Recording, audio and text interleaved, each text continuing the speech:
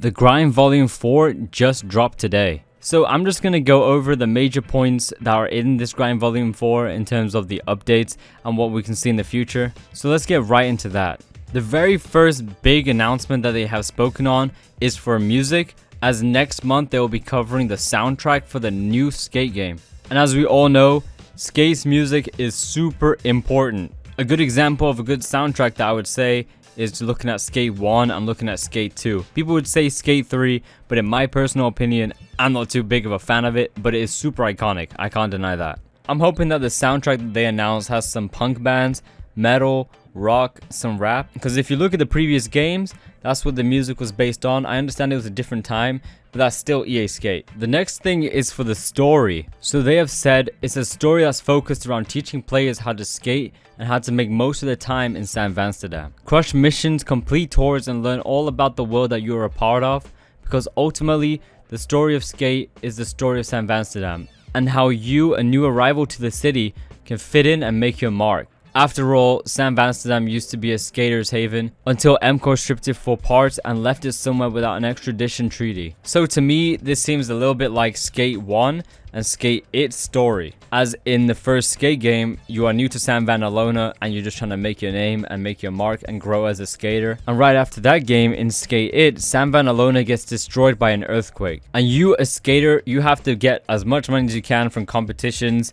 traveling the world, just to build back the city, which eventually led to Skate 2, which is the reason why it's called New San Vanalona. They have stated that the city will constantly evolve, which means the story is going to keep progressing and progressing over time, which I'm also guessing that does mean the map will be changing over time. The next thing they addressed was the advanced replay editor. So people who want to make content, make realistic clips, or whatever you want to do, this is honestly going to be huge for that. It doesn't seem like they have mentioned that keyframes are present in this current build, but to be honest, I generally feel like they will be adding this, as the replay editor is such an important thing to Skate and to skating in general, making your clips look real sharp, having good angles. And for realistic on Skate 3, we used to glitch just to try and replicate a fisheye, so let's hope that that's taken into account and they do add that. I think it'll be sick.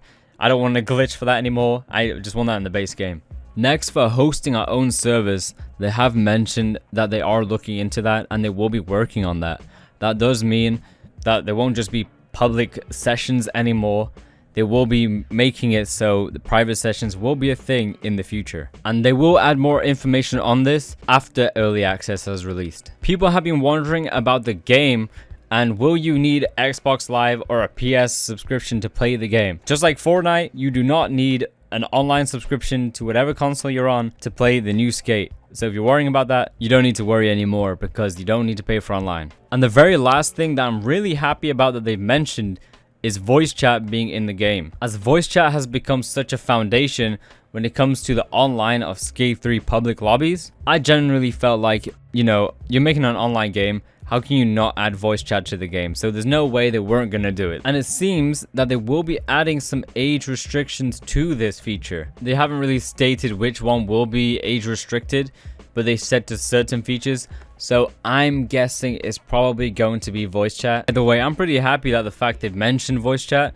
That's another thing they've not really spoken on. I know there's a lot of core things to Skate that I feel like they don't really have to mention it because there's such a prominent thing, but just so people know that these things will return, it's really good that these things are, you know, at least acknowledged and said. For the Grind Volume 4, I generally felt like it was pretty good. They've covered over some stuff that people have been wondering, and they have mentioned some new things in there, so it's pretty cool that that stuff has been said. But I was really hoping that they were going to mention something on game modes, because that's just such an important thing to Skate. And like I've said before, really, these online game modes are really one of the most major things that have kept Skate 3 alive for so long before we had the announcement for this game. And I understand that public free skate at the Mega Park was such a popular thing, but Spot Battle at the Mega Park or Skate at campus, they're like really popular. So, you know, how can you miss out on that? I just really hope that the Grind Volume 5 addresses a lot of these things that I'm kind of worried about